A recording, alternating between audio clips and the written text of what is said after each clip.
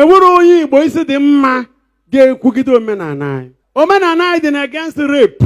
Tufu gọọmenti abịa dị, anyị nwere ihe anyị na-asọ. Ọ ya bụ omenala Igbo. Igbos, one of our omenala bụ onye agha na nwanne ya. Ọnụrụbe nwanne. Ọnụrụbe nwanne agba n'ọsọ ye. Onye nụrụbe nwanne agba n'ọsọ. Ọ ya mere nke Nnamdi Kanu. Geenụ ntị. Oge Sunday Igbo nke Yoruba. Oge nke Sunday Igbo fiọfịọ. Yoruba leaders niile gbay around.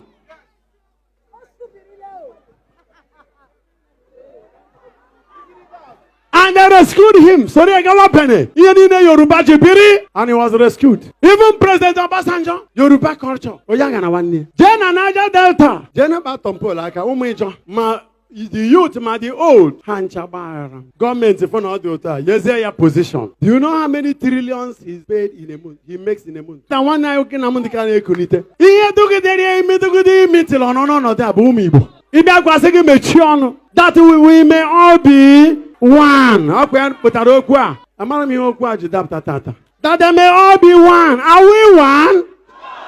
This young man came talking against heinous killings in the farm. Our women who will go for farming and some of our men will be butchered. Our farms we are no longer safe. Our families are not safe. Go up there down to Uzu 1 and now. Many places are not safe. Killing, kidnapping. No. Nnamdi Kanu came and said it must stop. And they said once he's arrested, all these things will stop. Since he was arrested, has it not multiplied into 20 times? Is it not better that he's released? And the court has given judgment to release him. But now, the young men, the Igbo youths everywhere, it shall be well with you. They stood together, they got united, bonded, but the elites. Ndị nnukwu mmadụ a ịmana sị na okwu Chukwu wee ka ọ ga-adị maka ọha ga-abido bawa mba my lord ịgbara ya nkịtị ịgbara m nkịtị na gịnị Jesus that they may all be ọ ya ka m na-akọwa ka ọ ma akọwa n'ihe onye nwaanyị kwu that they may all be one.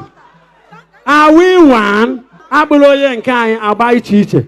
Ndị nnukwu mmadụ kwesịrị ije ije ka ọ pụta. Ụfọdụ bụ ndị jere ije eji kpụrụ ya mana dị otikọcha ihe ọ hụrụ n'elu nkwụ ọba ama mmụọ. Mana ndị niile aka ha dị n'ọkpụkpụ ahụ werekwa onye ga-akọ akụkọ ya ọfụma. They will all suffer. Maka ndị ga-adịkwa ndụ n'ime ha self. Ma ọ bụ na anwụ abịara. There are things don't do and get free. Kedụzi ebe onye agha na nwanne ya dị. N'ime bewe aya ebewe. Anya bewe imi ebewe. Ọ ka dịzikwanụ. Anyị ahụzila ego gbaghara nwanne. Ndị oshimi, ndị mpịawa azụ karịsịa. The unity is no more there. Etiti anyị n'onwe nke anyị, are we united? Ejiri onye agba ashịrị, ejiri onye nke ashị ashị, ejiri onye nke aboto. Nwanne gị na-ebe ọ na-atọ gị. It will soon be your own. So anyị na-ekwu maka unity. Igbo Igbo. Anọ m na this point. Ndị niile Igbo ji eje ọgụ. Ma ndị ọha na eze. Because if we are fighting a common cause, today is Nnamdi Kanu. But the nature and the species of invasion that is happening in our land, if we are not careful and faster, and the government of Igbo land should wake up. If you cannot go to release Nnamdi Kanu, do what he ought to have done. Makana njiji gahe ejikwa. Amegwo maka ije n'isi ụzọ. Ọsọ dị mgbe niile. Ihe amụfu aka n'aka ya. Jenu n'ugbo nke bụ agụụ ka na-abịa. Ebe a na-akọzi ugbo ịkọ akọ, a na-ehoro abacha ga-enye efi. A na-ata ya nwere ihe ga-eme ndị na-ekechọrọ ihu and ama nwudenwu ha ebe ọ sọrọ ya mee ije n'Imo State aka na-aga ya aga enwego new culture and new mentality. Our people are no longer thinking about unity.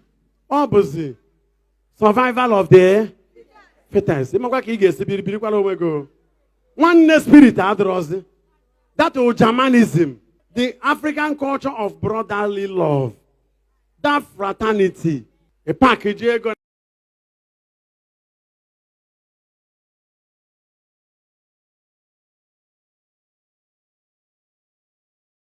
When you're in a hotel, how many rich people are around that place? Oh my God, I was a margarine and Igbo.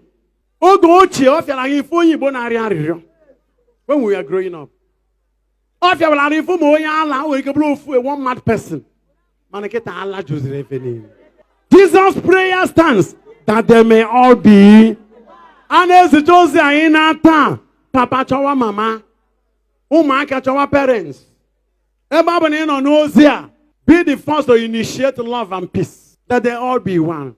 Everybody in on Obodo, you bought again, I mean, against in Ozia. Don't stay there, be enjoying your dollar. If that dollar cannot change life here, that dollar is meaningless. So you think you have arrived and problem has finished. That they all be one. Everybody is important. May all be one. Oh yeah, Ajuruta.